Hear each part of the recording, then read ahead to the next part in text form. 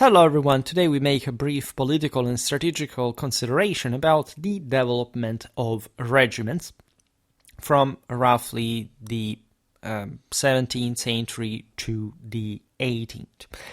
This is an important topic that we already discussed actually in depth, especially as far as certain countries are concerned. In fact, in the videos about the Dutch and the Swedish armies of the 16th and late 16th in the case of the Dutch, and the first half of the 17th century in the one of Gustavus Adolphus of the Swedish.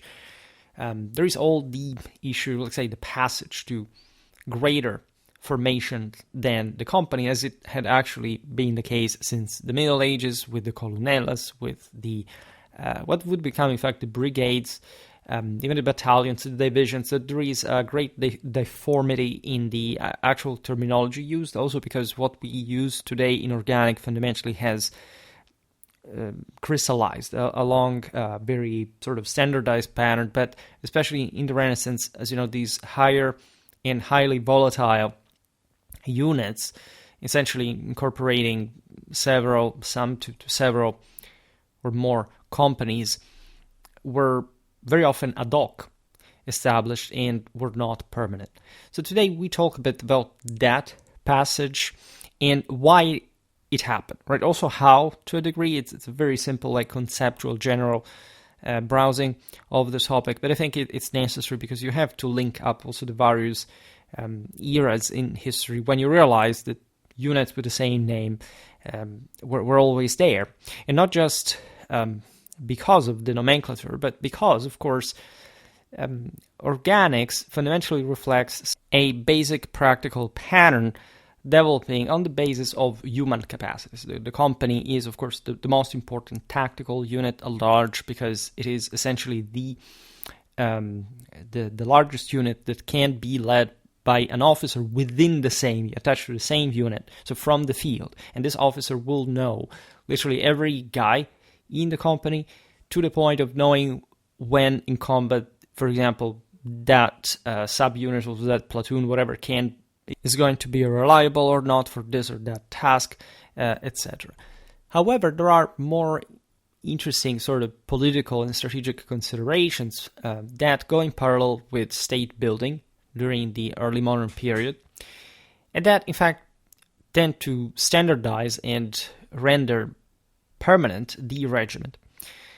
Just the other week, we made a video about the first permanent units in late medieval warfare. We talked about, in fact, how single companies were at some point upkept, maintained, even though they sort of over time were disbanded at a point, but that were not simply, in fact, disbanded at the end of the season of the campaign.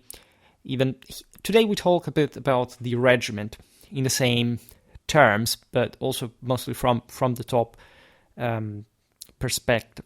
As we have already understood from the aforementioned videos, the shift from a temporary to a permanent setup wasn't limited to administrative entities. It extended to the armies themselves, right? For a long time, of course, there was a degree of privatization that continued throughout, in fact, the mid-17th century state, as we know it, especially from France, that truly develops a national army, right, in the hundreds of thousands. But up to that point, a centrality had failed to incorporate like the entire army under that statal frame. That could be hybrid in, again, this private means of maintenance, of commission, etc., but that had up to this point remained essentially in part what we would call mercenary, so simply, of course, purchased by the state, but not belonging to any permanent formation that could actually belong even to other countries. Think about the Swiss, the Hessians. We'll have to talk about those guys because, as you know, they were to be found pretty much all over the European, especially Western European battlefields, and even overseas. Now, this evolution unfolded across the entire 17th century, at the beginning of which, that essentially that mercenary component was preponderant, even when we're talking about people recruited from within the same national boundaries. All right, this is very important to impress, to understand, because I say it every time, I don't like the term mercenary very much. These were soldiers, it's just they were soldiers for hire, as there were private companies that simply allowed you to employ them in exchange for money, and that were in fact subsidized by the states. I've seen how, for example, in Tudor England, some of the most famous privateers that literally built up the same Royal Navy in some at least consistent fashion throughout the 16th century were in fact just English subjects that had private companies that at some point are increasingly subsidized by either properly the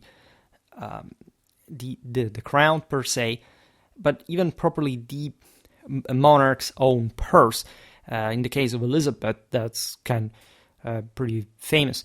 So it doesn't even stop to land armies. But of course, those were the most important ones. The case of England is sort of peculiar because at some point the navy was more important than even a land force in order to protect the country, as you know, with the Armada, etc. The regiment is essentially the institution rising at this point, staying essentially a hallmark of European, not just warfare, but also military society, up to the 20th century. As a medievalist, I would say that even though these organic issues have been studied mostly, and especially the regiment, as you understand, for the modern era, when you look back at medieval armies, and you see those big battle lines of 1,000, 2,000 men at a time, like in the early 14th century, you realize that the concept behind those was at least tactically and operationally, so something different from the permanence and sort of strategic purpose that in fact it did not exist for that type of unit, but still fundamentally what would have become the regiment. So you could even stretch the origins of that formation sort of very early in time, because we're talking about essentially what would paradoxically also come back to be in the 18th century like a linear formation, tendentially linear formation, meaning literally one company next to the other. Not like you could deploy them also in depth in certain circumstances, but as a sole line, as a unique line that has to hold against an enemy one frontally. And then maybe you could have even different regiments in depth, but that's another story. That was not typical, in fact, in linear tactics. It was instead, especially in the medieval period I was talking to you before. I don't want you to go around and say, Schwerpunkt said the regiments existed also in the middle. Like, they weren't called like that. But behind the same brigade, the same colonels, etc., that's what you see. Right. In fact, they evolved literally from this. They evolved with a bit of difficulty because, as we've seen well in other videos, I haven't created a video about organics proper, but there is the army organization thing that sort of makes up for it, and that is also broader, in fact, in content.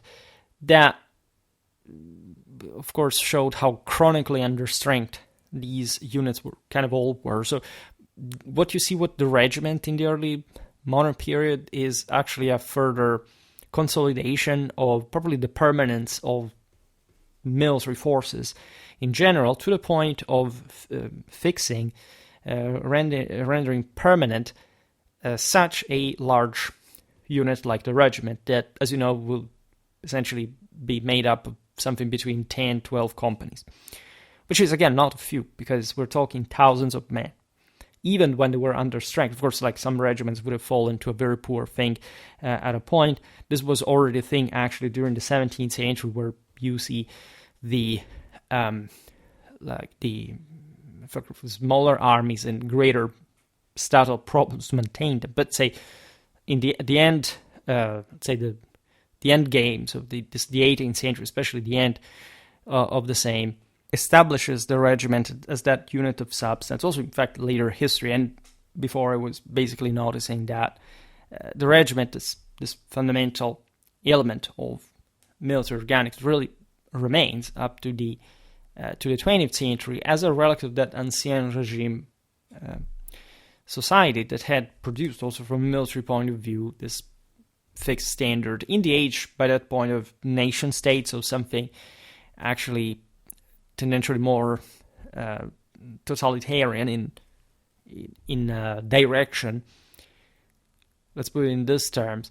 That would have, in fact, allowed for the development of more important units. But think about the division, right? Today, it doesn't. I mean, they do exist, but nobody fights with them anymore. Come back to brigades most, and so things do change depending on the commitment of peoples at war, and organizational structures, strategic goals, and certain things, however, do remain similar. So early in the 17th century, as historical records show, the term regiment denoted a sizable military unit bringing together multiple companies and totaling between 1,000 and 2,000 soldiers ideally. Actually, these were smaller most of the times, part of the reason for which the regiment was not a standard unit to begin with. So you see, there are actually lots of practical reasons. It's not much like a doctrinal one that made this or that autocrat reform in the army said today we established it. No, this simply came into being. This is what people sometimes do not realize about armies, is that military reformers at large just do nothing but formalizing the already existing, right, that has been forming from generations. And if these leaders are also great commanders, like in the case of Gustavus Adolphus, that literally led these armies to battles, to victories that further stiffened the substance of the military quality. Of course, you can say that they understood more or less about the picture as well, so they went in tandem. They did surely intervene. But aside from the fact that, as we've seen with the St. Gustavus Adolphus, there are some innovations attributed to him that wouldn't kick in into the Swedish army until the time of Charles XII. But at the same time, we know that there are lots of... there is a chain of command. Like, there are lots of, in fact, professional figures down the line that are also less documented. We know this also from, classical armies that were in many cases quite professional and statal, but we do not really have centurions telling us, for example, how the Roman legion worked from historical accounts. So that's a pity, and we know less about that. But remember that these systems are quite big. They're not just about who leads them. And at the same time, these are systems that exist and develop because they are used in a very intense way, right? It's true that the society of the time was sort of weaker, but exactly for that, it was also more politically unstable. Thus, war was more or less endemic, as some scholars put it, right? So you understand the logic behind putting together different companies to form, as I was saying before, a battle line, and each section essentially fighting with that important tactical autonomy, and having multiple ones of this considered. This is the age of pike and shot warfare, where big infantry squares were especially in the 16th century, in practice, some, multiple regiments of this side at a time, also with the companies deployed, in fact, in a different fashion. We do not understand often how it happened, especially in later times, also because the bigger engagements were, of course, rarer, but not so rare. But as you understand, if there is a broader sort of formation like the square, one by which you have to normally operate in the bigger engagements, that at the end of the day are also the more influential, because the smaller ones are subordinated to it. You would have different combinations. In fact, this was the case since ever. When you see, for example, the lances in the Renaissance and late medieval warfare, we know very few how these troops were really individually arrayed on the battlefield. We know that, say, all the men-at-arms formed the main battle line that charged, and then you had all the archers that were grouped They were marshaled together, in fact commanded also by a superior that was often in fact a de facto professional officer in the form of a nobleman, etc. So especially in the 17th century, you see that there is a level of tactical autonomy of the same companies at the time, and that the single units were so under strength that we don't even clearly understand how they eventually grouped themselves together. In fact, what are these higher ones that the regiment essentially would have conceptually always been, regardless of different, again, in-betweens that at some point were even created, but were bypassed simply because of this chronic understrength, especially in times of prolonged warfare, like during the 30 Years' War, right? Because at the beginning of war, generally speaking, you realize that these Renaissance states had enough resources to provide, for example, even for a degree of uniformity in, say, dyed clothing, etc. But this worked the first couple of months of the campaign. The rest was just, it's just simply a system that falls apart and or is remolded in very adventurous ways. And we will surely look at this also in other videos, but it's also something we have already encountered. You see, I make all these videos that are more theoretical and conceptual because while it's more interesting to look at the actual campaigns, eventually, with all the battles, etc., you can't sort of simply stop on these specific aspects that do not even emerge particularly from the campaign, that will show, in fact, mostly what is that matters. And these things are handleable in relatively simple ways, by the way. But exactly for that, it's important to get like the broader picture correctly and then sort of descending into the various events, because most people do not even have the time to listen to my own videos, let alone reading books, etc. So getting these conceptual content first is, I hope, useful, right, for anyone who wants to understand how these armies technically work, because there's too much positivism about this. Let's be honest. It's just we know how that was. It's numbers, sizes, etc. But military history is constantly showing you how changing these factors really are. So these early regiments were enlisted and led by a notable military leader called a colonel, a term stemming from column, right? It had emerged from the Italian condottieri, the colonnello di ariete, which in fact is still a rank besides this relative organic. So it's an important figure conceptually to begin with, a guy that commands multiple companies in battle. Essentially, the regiment functioned as a kind of enterprise owned by the colonel, as we've seen, who set it up and outfitted it at his own cost, of course getting a compensation for those who hired him. In fact, by a government that would hopefully give him enough to sort of profit from the enterprise. And early modern literature is plenty of references to this chronic corruption that would unavoidably exist in the absence, again, of a fully centralized state, and the ongoing mindset and culture of the idea, I'm a private, I'm a freeman, I organize this for a living, somebody will hire me, but for the rest I do not owe too much to anyone. Yes, it is for God. Think about the age of confessional struggle. It is maybe for the crown, for the country, but it's still a business to some degree, and there is often not such a strong authority that in fact is capable of simply not just upkeeping these forces, but even just framing them, regimenting them, in fact, as the term says, within a permanent military. If not just in small parts, as we've seen, this began with companies mostly.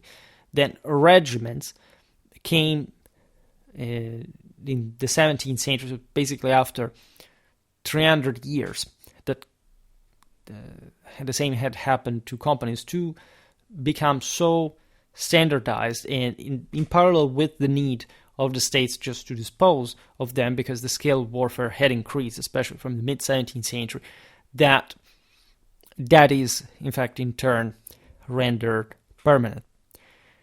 As a result, in its early days, a regiment would be dissolved as well, either when it was no longer required or when the colonel chose to step away from his venture. Besides, some regiments were literally wiped out from the field. One may think that mechanically that didn't happen because, 17th century warfare, at least until, say, the pike was prevalent, over the shot, was slow moving, etc. But no, when a force collapses in every age, it collapses, right? And it's destroyed and chased and cut down, etc. So this happened all the time. Of course, the same had been happening with companies. Yet, amid the near-constant warfare that defined 17th century Europe, a change emerged. When a colonel died or retired, governments started finding it more practical to keep the regiment operational by assigning it to a new commander. The same, again, we've seen in the 14th and the 15th century. Think about the lance spezzate in Condottieri, Italy.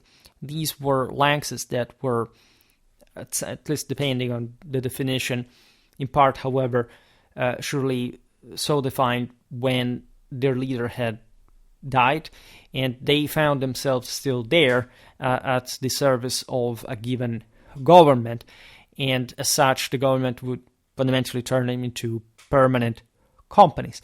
Besides, it would have been a pity for veritable veterans to simply be disbanded when, in fact, they cohesively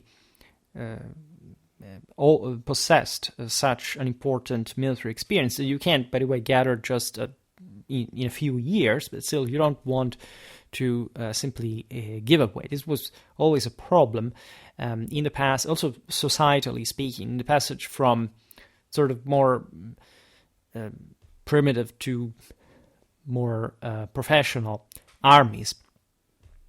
Think about, again, ancient Rome, where centurions really, in theory, up to Marius, but mostly up to the end of the second century BC, were disbanded, like together with the legions, every time the war was over, or at least properly the consular term would have had to, in theory, again, simply bring these forces back. But that's where, in fact, still began not to happen.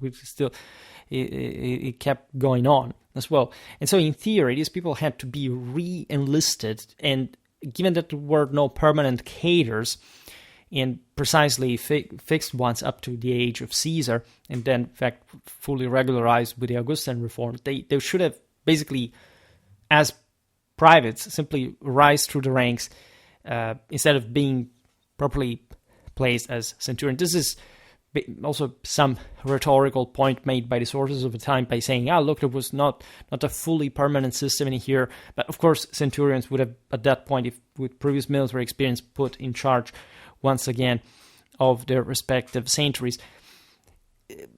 Nevertheless, there must be that passage. Again, the idea of a non-permanent army passing to something permanent and thus professional. Here it's the same. And it's also very important to observe how regiments, we will see it later, for example, looking at the largest force in the second half of the 17th century, the beginning of the 18th, it was France, that had basically a bit more than 100 regiments in all.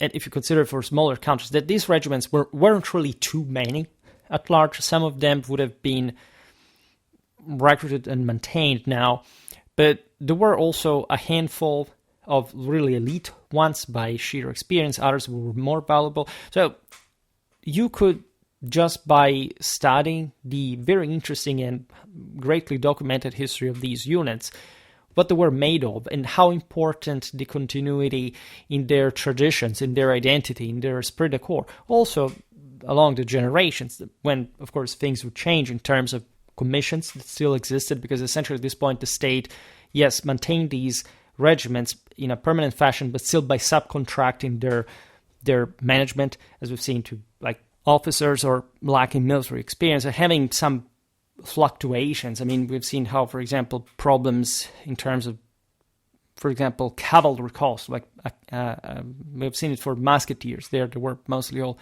noblemen that lived up to the expectation that they had, just out of their sheer personal power, to offer the means, at least to maintain the essential equipment, including the horse and so on. It became so prohibitive that that's how the musketeers basically declined. I mean, we're talking about the musketeers of the Maison du Roi.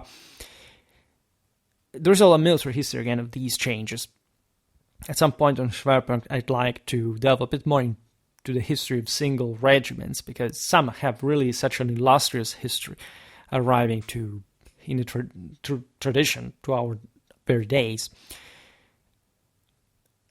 By the close of the 30 Years' War, it wasn't unusual to see regiments on battlefields that had been active under various colonels for a decade or longer. That is the case of, naturally, such a prolonged war that unavoidably, either by death in combat or just different vicissitudes, the colonels at the head of the individual regiment would change. These units typically bore the name of their current colonel, which is really typical, so much so that, in fact, some would remain also later on when these, say in the 19th century, famously enough, there are some names that date back to the Napoleonic era, or even before, after those heroes of national military history. And leading, however, at the beginning, when this was not much of a formalized thing, in fact, to frequent name changes. Think about all the colonels that didn't make it, let's say, in the at least in the highest levels of military historical remembrance, that passed without any regiment being actually called after them when they went away, where or another. However, in certain instances, already in the 17th century, the regiments began receiving fixed designation. For example, King Gustavus Adolphus maintained a blue regiment, a yellow regiment, a red regiment, a green regiment, and more. Each named, as we've seen in the video about Swedish infantry, and specifically this so-called color regiments, the color of its flag, and ensured that they remained fully manned by supplying recruits from the respective homelands, because these were practically all, almost all foreign, non-Swedish regiments.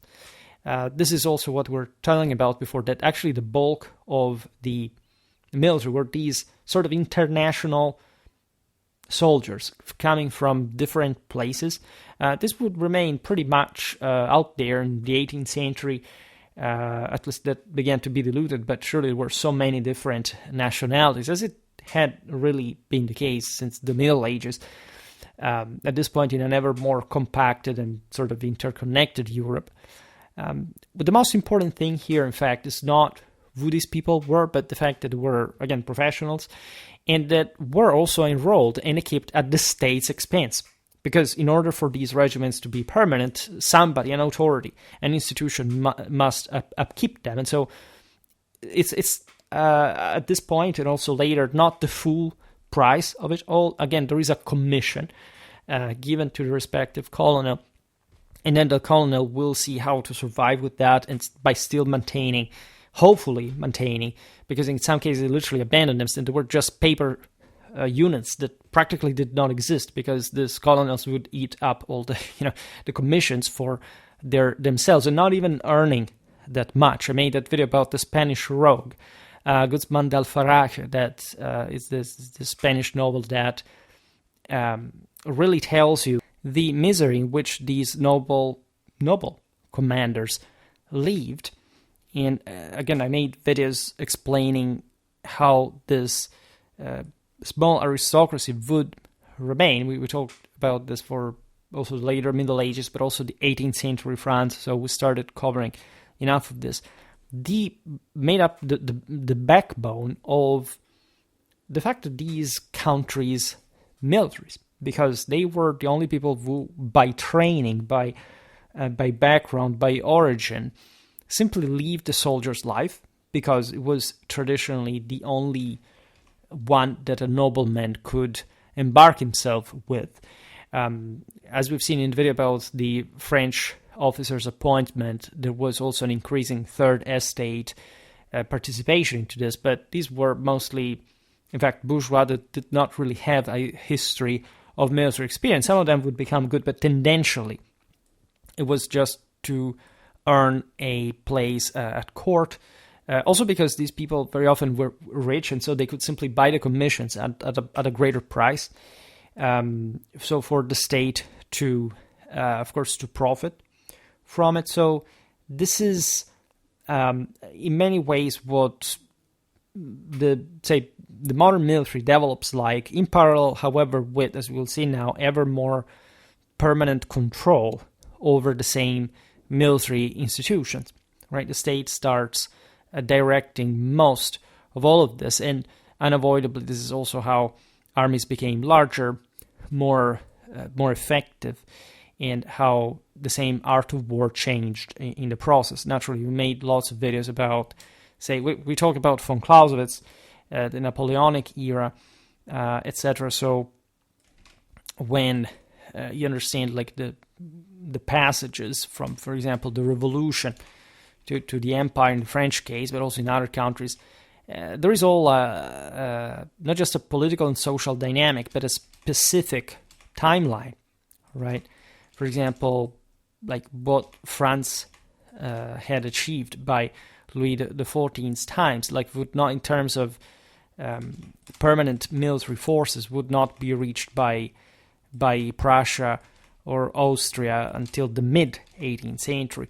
So we're talking really about also massive cultural differences. If you wonder why, I don't know, when we were talking the other day about the Crimean War, like, you know, there was such a thing like the so-called Central Empires, the Holy Alliance.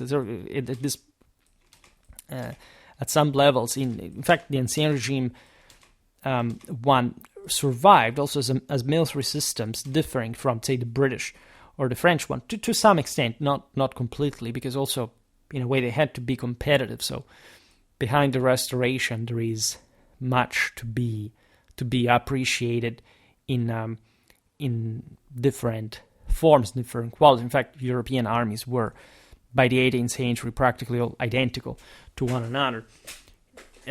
Like you realize that it's such a deeper issue than just a military one. Of course, this is the reflection of the entire political and social system, and vice versa. In any case, when you have the affirmation, like starting again from the mid-17th century, of more better outlined forces, where you have, like, as we've seen with the Gustavus Adolphus colored regiments, so mercenaries upkept for especially mostly a war, that after which they could be disbanded, next to some, for example, territorial regiments, like the same native Swedish ones had been recruited, but in the latter case, not with the same quality, interestingly enough, because those were peasants who, yes, could become sort of more militarized by going to war in Germany, but they would have had to come back to their homes as peasants at large, right? Whereas there were lots of other mercenaries available abroad, hence the sort of spearhead, the diamond head of these colored regiments over the national ones. In such scenarios, colonels chosen by the king started to look more like government officials, overseeing public assets than independent business operators, because, of course, as the same Field Marshal Raimondo Montecuccoli suggested to his Augustan Majesty, the three things are needed for war: money, money, money. We'll talk soon about Montecuccoli, perhaps, because we are exactly in that state building sort of pressure. It's just like, I don't know, today you see Europe is rearming in And the question is, why does that happen? Well, because there are pressures from, of course, the external world, and this is how literally like the world works. Like it's hardly ever somebody comes up with the right idea, doing everything well, and keeping up with times. No, it's just always being late, and those who are less late or are able to do more and better essentially stay afloat. And it's a bit like at the time as well. And so it all works in a very slow, apparently disorderly way, but in the measure in which it works, in which it takes steps, it's still something. So these colonels were entrusted also some offices that allowed them to supervise the same resources that were necessary to maintain those forces. Typically, think about Wallenstein as vassals of a particular polity. They would literally be enfeoffed, they would be provided with more means to sustain themselves in a private fashion, because that's, again, how the ancien regime had historically worked, and then maybe covering sort of more central offices, but also in this case, sometimes still being ad hoc. Starting around the mid-17th century, a pattern took, however, shape across nations to sustain a set number of regiments as the standing backbone of the army. This is the most important passage, right? You have now, mostly due to what France is accomplishing as the de facto continentally hegemonic power in Europe, the necessity of having like a permanent, efficient national army, just like the French have, and mostly coalescing with other countries against France, but again, with forces that you can typically rely on. Think about the Dutch, they were very rich, and at this point, actually, they have the best army in history in terms of cost-benefit. Like in strictly financial terms, they all had mercenaries. There wasn't literally like, Dutch, say, national participation to these things. The most important thing was still paying the troops, then finding people would not be a problem. You could even press gang them into the army. They were literally hire recruiters roaming Europe, like literally kidnapping people and forcing them in the army. Well, we've seen this. It was very frequent in the Royal Navy. Even a British admiral had been press ganged into naval warfare, which was to naval service, which was the absolute worst in terms of personal conditions. It was much tougher, right? The army was relatively easier also because you could especially escape more easily. But in general, there would always be someone like across Europe that would also do this for a living willingly, right? And this naturally, like the most profitable career was as a nobleman, as an officer, right? And so there was a stark divide in the ancien regime, of course, between the nobility and the peasantry, where most of the soldiers came from.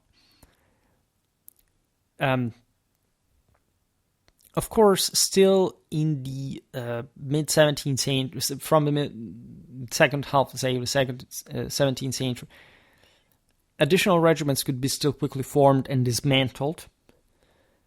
This happened all the time, and again, it could simply do because armies destroyed one another on a regular basis. You needed to recruit others. Of course, long-standing traditions and privileges embedded in military structures for centuries couldn't be erased in an instant. There wasn't a revolution, a radical change. Everything went by degrees, except the second half of the 17th century is really witnessing a major takeoff of armies size by scale for all the proponents of the so-called alleged military revolution that magically would have happened, I don't know, between 1450 and 1650, except what happens from 1650 is literally, if you had to use that sort of dumb, sensationalistic, and in fact ultimately wrong terminology, well, actually the later period seems more like a revolution than what happened before. It was even more Bredipic. So, to each his own, I would say. These were traditional societies. The ancien regime wasn't altered in the fundamentals until the revolutions of the later 18th century, and for some countries not even up to the 20th. So even within these enduring regiments, colonels and captains continued for quite some time to handle the finances of their regiments and companies in a very personal, almost proprietorial way, pocketing significant gains, if they were lucky. It wasn't until the reforms of the late 18th century that they were fully transformed into straightforward state servants. Up to that time, that is improperly called like the one of our absolutistic monarchies. In fact, states hadn't had anything absolute in power. I mean, they don't even have today, but constitutionally, institutionally, like they were just trying to advocate certain prerogatives in exchange for some service. I don't know. I will not let you.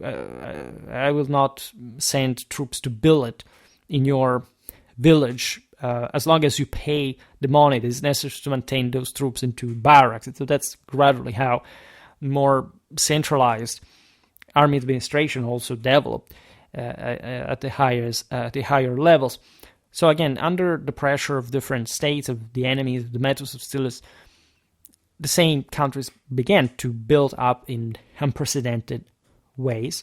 By the end of the 18th centuries, systems have become so big that not just are ever more dangerous, there is a great deal of doctrinal, organic, technological, theoretical development, etc. But more importantly, more crucially, as we know from von Clausewitz, and we'll have to get more into Prussian warfare specifically also to see that perspective, but also in the Napoleonic era at large and after that, there is a revolution. And this revolution threatens basically what the entire Ancien regime had been in its fundamentals. Also in the case of the French Empire, Napoleon, but even the previous Jacobin system, it's not like everything gets wiped out. In fact, as you know, the best part of the revolutionary army was actually the royal one, the professional one, different from the conscripts, and things change over time. But that pressure is so huge. I mean, all the Ancien regime risk being wiped out in Europe because of the revolutionary expansionism, that they must themselves essentially adapt to the nation-state model in a way or another, by trying to preserve. So because they had, so, as you know, important social problems, as it would be even especially after the Restoration, in their own countries as well, that entailed, again, arming citizens, not just subjects anymore, and however, at the same time, having a more powerful centralized state that could really maintain those enormous armies that had barely ever been fielded, and not so regularly. Like this, the War of Spanish Succession had really witnessed an enormous amount of troops fielded after that, so that had decreased, but increasing in quality, and so increasing also in the necessity for uniformity. We made multiple videos, for example. There is the one about bayonets and firepower, Frederick the Great's army, where the Hohenzollern sovereign witnessed in his long life, spent mostly, but not entirely, in arms, had a vision of how war would develop, and he himself at some point was wrong about certain doctrinal aspects, so they had to cope with that. And this is, in fact, a very dangerous, relentless form of development. These so-called absolutistic monarchs did not want to be absolutistic because they knew that a fundamentally extreme concept of power would also come into question the legitimacy of the Ancien regime. Up to that point, war had been seen as a sport among aristocrats, right? And subjects following those aristocrats by devotion, by honor, would stiffen the ranks, etc. But it was probably a different order of ideas, and the revolution, Napoleon, would come to sort of shatter that, essentially for good.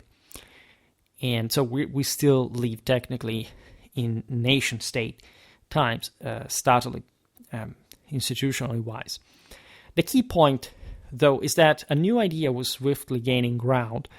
Every ruler had the authority to allocate tax revenues to maintain a fixed number of regiments in constant service. This regardless also the forms of government that did vary somewhat even within the ancient regime, despite widespread suspicion, in fact, among the populace about these changes, which hinted at despotism from one side, but that in reality mirrored also the aforementioned revolutionary potential that arming an ever larger amount of subjects tending towards mass warfare, in fact, that really breaks out in the Napoleonic era could entail. So it was a very thin, delicate, fragile balance for everybody involved.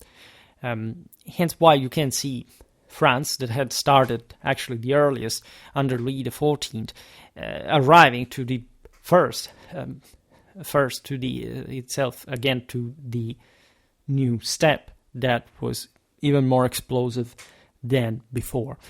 Now, this move from the old framework to the new one wrapped up relatively fast during the final major wars already of Louis XIV's reign. In fact, by the dawn of the 18th century, permanent king-owned regiments had overtaken in nearly every army the temporary ones put together by private entrepreneurs. This was the initial change, the one that really, if you want, triggered the latter, even less than a century later. These private units were completely vanished. Take, for instance, the King of Sardinia, who even at the century's end would call on Swiss recruiters to assemble a few mercenary regiments when necessary, but overall, the modern concept of the regiment had taken firm root everywhere. During the first half of the 18th century, various commentators remarked on a striking and somewhat troubling development, that his armies were no longer disbanded after wars, but stayed active.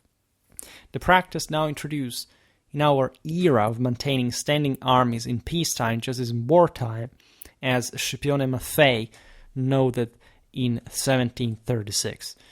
This is quite relevant because it shows you the necessity of having, of course, permanent armies in a situation of such political competition. All right, Scipione Maffei was a 17th, 18th century historian, a dramaturgist, a diplomat, paleographer from Verona. His observations were correct, also because these forces were not just to fight against the enemy ones, but essentially acting as garrisons, all right, controlling the subject peoples. And as such, of course, being always required, there was a tension to a degree that reached, in fact, breaking point in France. That is to say, the cost of maintenance of armies after major, economic disasters, famines, or enormous, the precariously handleable public debt, etc. The states accumulated could trigger an imbalance, like too many taxes to maintain the army, and too much discontent at large to, in fact, higher taxes to recruit other soldiers, because at the same time they're also the same people. So this pre-contemporary systems, you see, the contemporary state is born exactly as a consequence of the revolution, had these intrinsic limits that in some ways, now we could digress on philosophy and how, for example, the Enlightenment had taken sort of wrong tangents in certain circumstances, had begun to self-sabotage, like in an anti-traditional way. Some part of the Enlightenment was good. It was the same one that was trying to rationalize the development, the use of these forces, and that in fact highly contributed also to the military efficiency of the system, also later on. But the reason why the systems collapsed seemingly has to do with the incapacity of the elites to maintain that traditional role that could inspire the populace, that was nothing better, in fact, than the same aristocrats, but that was now part of a much bigger, messy, disorderly system that really required also a harsher, more impositive ways to be ruled. In fact, some of the most liberal states in the 18th century turned eventually in the 19th to be the most authoritarian. Think about the Habsburgs, right? There is probably a divide, and that's explained. Like in between, you have the Napoleonic era, radical leftist terrorists, right? Trying to subvert the order. Also later on with the Great Revolutions, and plus like with nationalism rising. So it's all something, and plus socialism, by the way. And it's not a coincidence there. They cannot really exist one without the other. So it's mostly the split of the traditional order that most people think today to be conventional political, theory, but that actually is something that we just came to accept as mass society in the 20th century, after a sort of collective brainwashing regarding the goodness of what had happened. There is no doubt that this triggered to be very important, and in this sense, still, so paradoxically, even more traditionally effective systems of government. That's why, as I countlessly explained, we do not live, thank God, in a democracy, or why, in fact, we don't have a direct democracy, or why, even if the term democracy itself is wrong properly in the way we use it. Because, of course, it's just like stepping up in civilizational development and losing something along the way, also gaining something else, and being always, at the end of the day, in that same precarious state, but at least trying to maintain the balance. The tally of regiments a state controlled by the beginning of the 18th century became a stable, widely recognized number. It was, as we've seen, also relatively easy to remember, if especially these regiments were led and owned to a degree by famous noblemen, right? You recognize one another. We've seen so much camaraderie, so to say, between the same nobility on the battlefield, when fighting against one another. That's kind of obvious. So this still was in the age in which war was a sort of aristocratic sport. Doesn't matter how increasingly brutal and lethal. Also in an absolute sense, and starting not to look too much at the actual individual leader.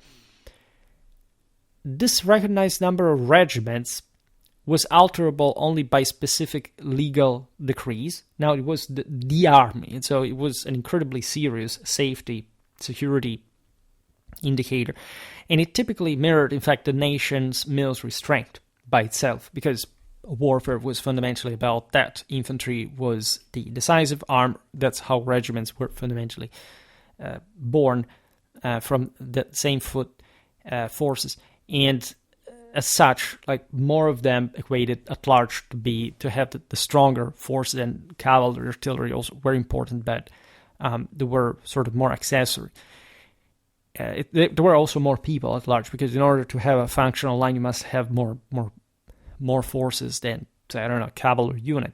That costs more, but it's also more contained, and spatially contained on the battlefield, for example. I made a video about the development of linear tactics that wasn't even so immediately straightforward, right? The linear tactics fully came to fruition with some ideas regarding the possibility of going back to the column even only in the second half of the 18th century, basically during the 7 Years' War, right? So it's not even just like at the beginning or in the mid-18th century. That was univocally the path.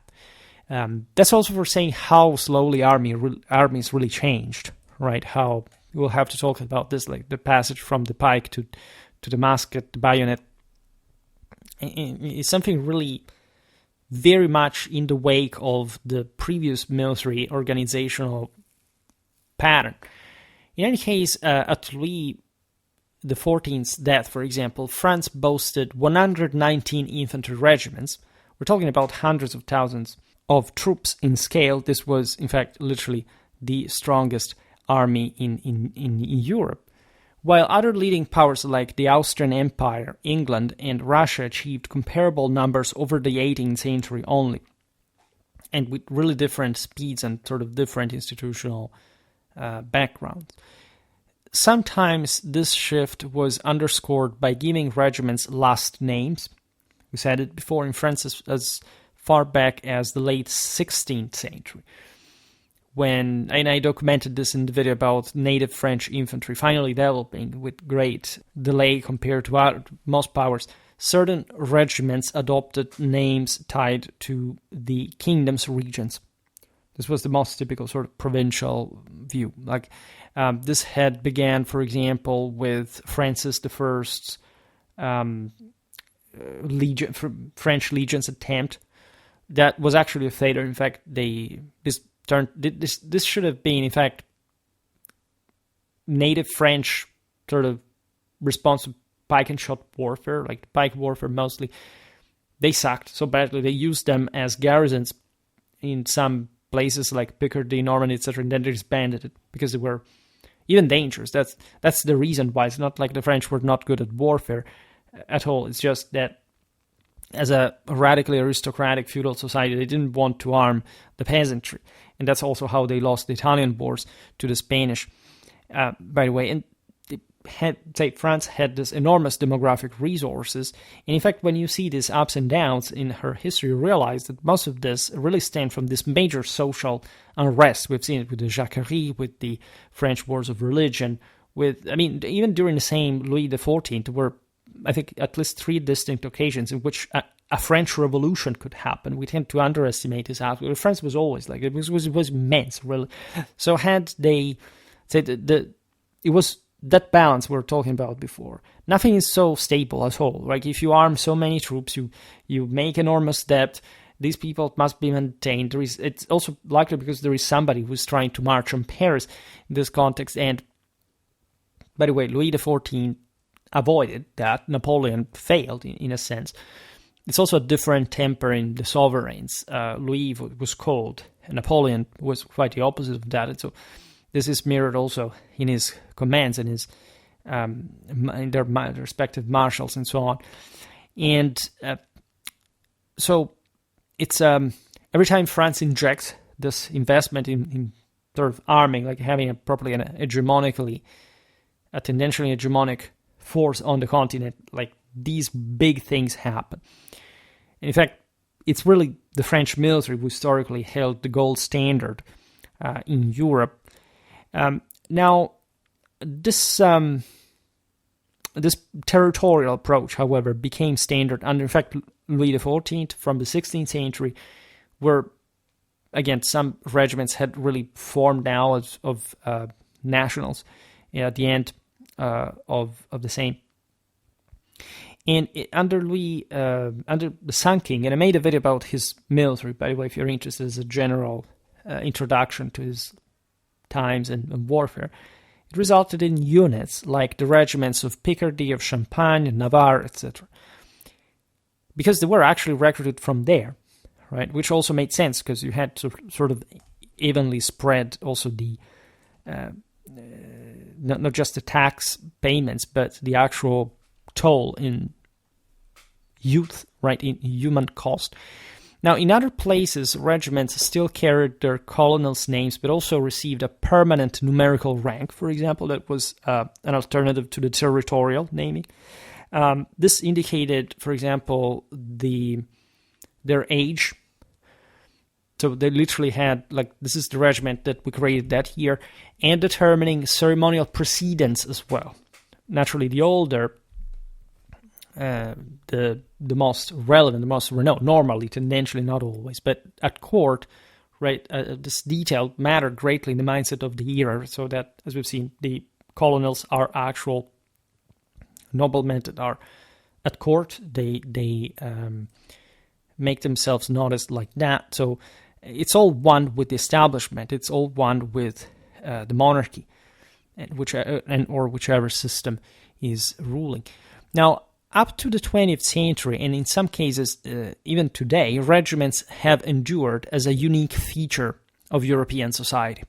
Staunch protectors of military heritage, with the oldest tracing their origins directly to the late 17th century, when the regimental system solidified.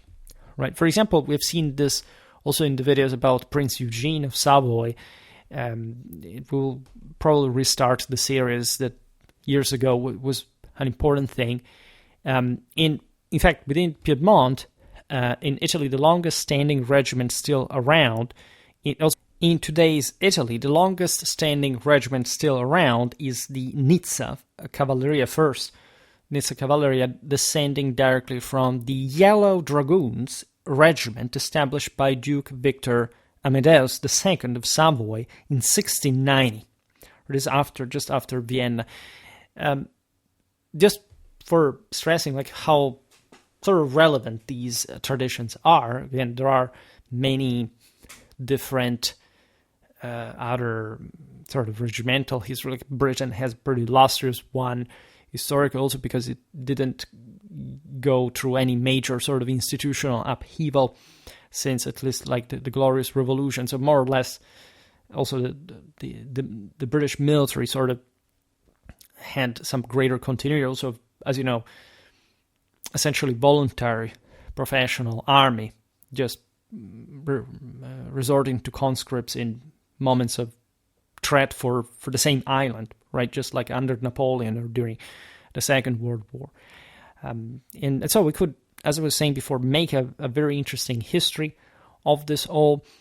But the most important thing for today is that with the creation of permanent forces, the number of troops each state kept armed, even during peacetime, grew dramatically.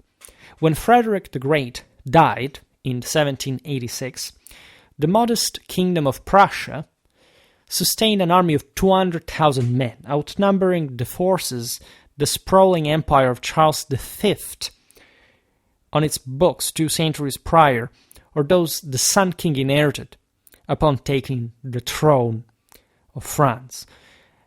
This tells you the speed of it. And what I always invite you to do is thinking, like, how far is the death of Frederick the Great? Is more recent than the birth of the United States. It's so close. And so if you think that only 200 years before, speculatively from the other side in time, you had something like Charles V, Philip II, well, realize how fast the thing proceeded after all. Here, of course, we're looking at particular situations. I mean, Prussia was said to be an army with a state, famously enough, rather than a state with an army. The Hohenzollern had really worked hard, to say the least, to make one.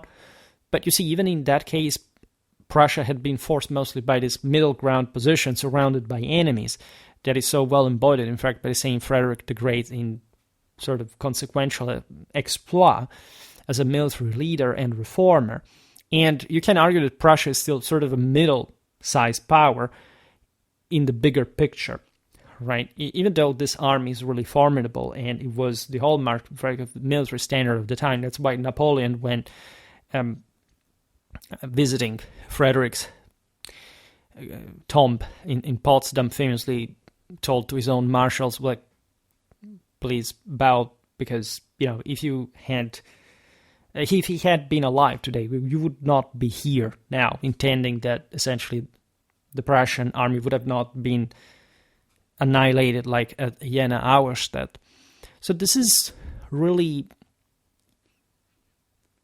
an interesting view of the wall, and we know that the Austrians had a similar devil, but those were really the major Central Europe really took off by that sort of 18th century. But as you've seen, it was not enough to stem France in the same following decades.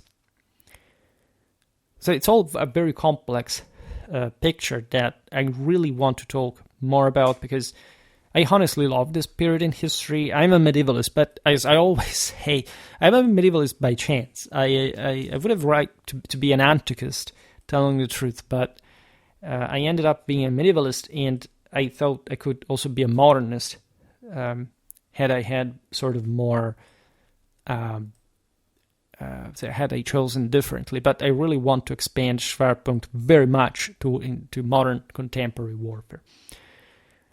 There's also no doubt, in historical perspective, that with Louis XIV's armies, you start having this fresh expansion of military frameworks in an exponential way, right? Estimates suggest that in 1696, the French king commanded nearly 400,000 troops. And by the end of the War of the Spanish Succession, where armies had really swollen, like to the hundreds of thousands, Europe's various battlegrounds saw 1,300,000 soldiers engaged at once. Such scales would really not be seen until the Napoleonic era. And even later, yes, I mean, there were major wars, etc. We just started the war, Crimean War, was also the American one, and the American Civil War. We'll talk about the Franco-Prussian War, etc.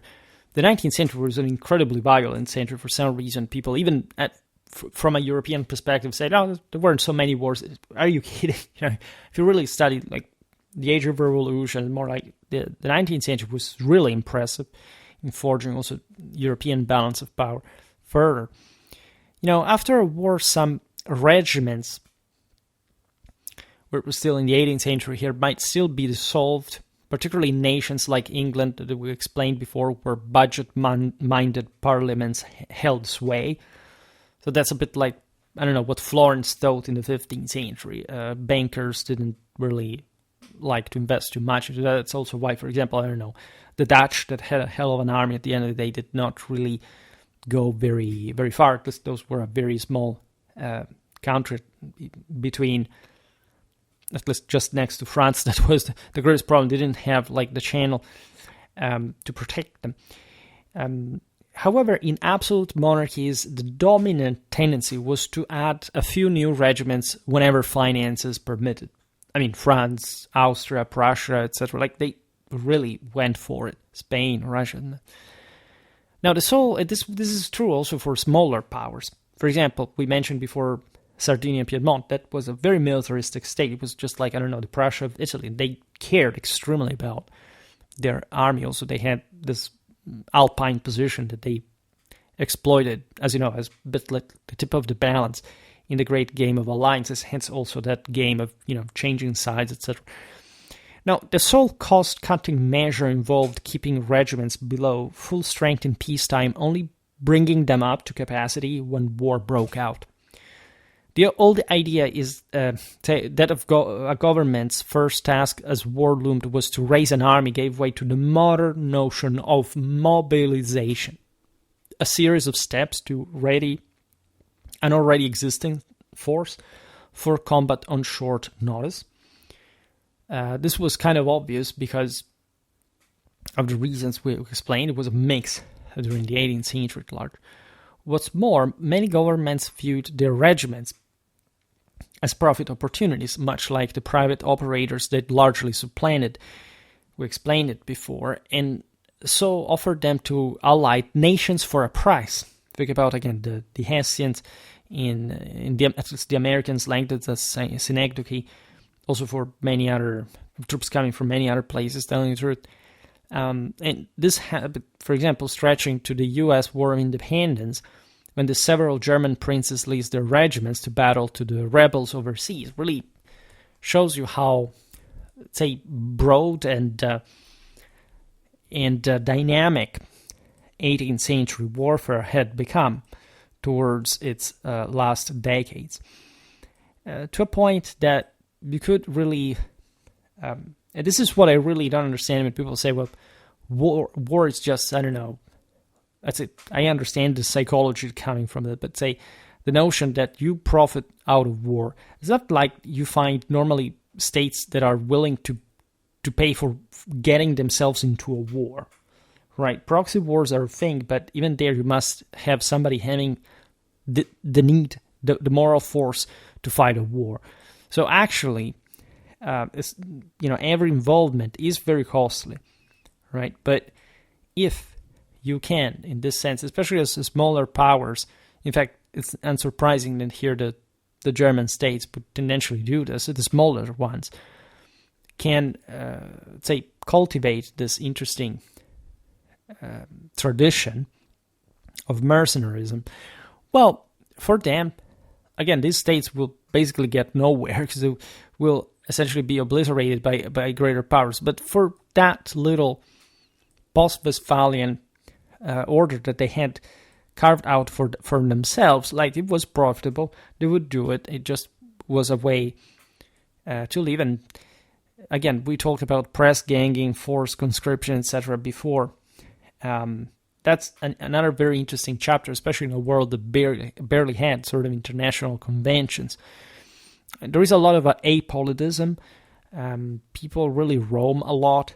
Even these so-called national armies are practically composed very often by foreigners. I mean, how many French men, many Polish, many Italians have served in, I don't know, the Prussian army of Frederick the Great? It was so normal that to conceive war even as just one of the least, or maybe at least not really the worst thing that could happen to you, like as a profession, and there is always in these societies, never underestimated that sense of redemption that the Fourth Estate aspires to, and that you find in fact also in various uprisings and revolutions that stem from the fact that peoples, as we've seen here, through mobilization had been ever more militarized, differently from the past where the Ancien regime had been born literally in a moment of disarmament of the people. Not actually in a moment where less wars were fought in relative terms, but still in which less resources were available, and if anything, you needed to invest on sort of more qualitative, but in the sense narrower forces, when the people in Eurasia had really exhausted themselves after the plague, or even just all what had brought up to that in terms of also including military costs, eroding their social bases and so on. And now paradoxically, those ancien regimes had become so successful that they needed recruits. They needed people that, however, had also sort of improved in absolute terms their own situation, their own wealth, their own understanding, except not their relative liberty. In fact, that's also why revolutions here would have really been moved by the Third Estate, as always, not by some other kind of Fourth Estate. Like, those were the useful idiots.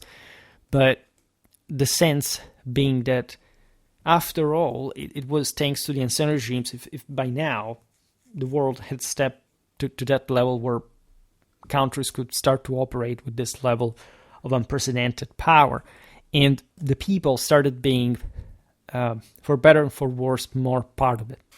Right? If anything, it was sort of a passage of powers in the most extreme radical cases. In others, it was the same ancien regime basically reforming, controlling, etc. Like, again, we must really, the more we go on, the more I realize we must talk about the 19th century, because that is such nodal period we can't really skip. This is it. Again, it's a very generic consideration about the overall, looking at the calendar to see which videos I'm going to make next. But an overall picture of changes that occurred really throughout the centuries in such relevant ways that it's difficult even to simply fix them through an example or another, but required this overall vision. I can't say a lot about these periods. I myself learn at every video, of course, as well, or I review, I revise, say better. But I am, I spent a considerable time of also my pre-Schwerpunkt era, so in reading this stuff, in studying this stuff, and so I'm actually very interested in bringing this further. Like, it was a Schwerpunkt's objective from quite a long time. And of course, as you understand, it's useful just to complete the picture for more simply political history that at some point we must also recover. Here, how many videos did I make, for example, about the 18th century? probably not too many, mostly about warfare. So again, getting this, I'm waiting for starting a specifically like modern history series that is going to be pretty controversial, by the way, because we're going to go pretty much in depth. This is what I'm really talking about, that I would really like, not just to talk about manual history. We're going to talk about sort of fairly in-depth stuff, mostly because there is also much more to know, and it's easier to find also all the information that you want. To a degree, dominating it is an issue, but the let's say, as we've seen also, for example, in the stuff I make about contemporary warfare, it's hardly just like a single video about the whole picture. There are things I can do like that, but I prefer to look at this in some sort of more in-depth, step-at-a-time way, because they are such big deals that, especially compared, like, from the way, the times I usually look at from the Middle Ages in scale, in amount of information, in level of depth, and the ways that we can sort of look at the at the minimal aspects that, however, are still pretty big, that it's a pity to leave that way. So that's where I think Schwerpunkt must head to, because it's just a matter of time, I would say, before this would happen in the first place. And here we are. Here YouTube's frozen because I still have Windows 7, and I use Firefox at some point. I don't know, maybe it's not, maybe 7, it's just Firefox that at some point freezes when you leave the YouTube analytics open for too long. We have 25 videos about the 18th century. That's definitely too few, right? We haven't even began to scratch the surface. From a military point of view, maybe we said something, but it's definitely not what we can remain to. I really want to make it very dense, like to really have this bridge that, for which if you want to step into like across, like from era to era, you can follow everything in pretty safe ways. For today, however, I stop it here. I just hope that you enjoyed this video. If you did, please share it. Otherwise, leave a like or subscribe to my channel if you're interested in my upcoming content. As always, I thank you heartily for listening to me. I wish you a nice time, and see you next time. Bye.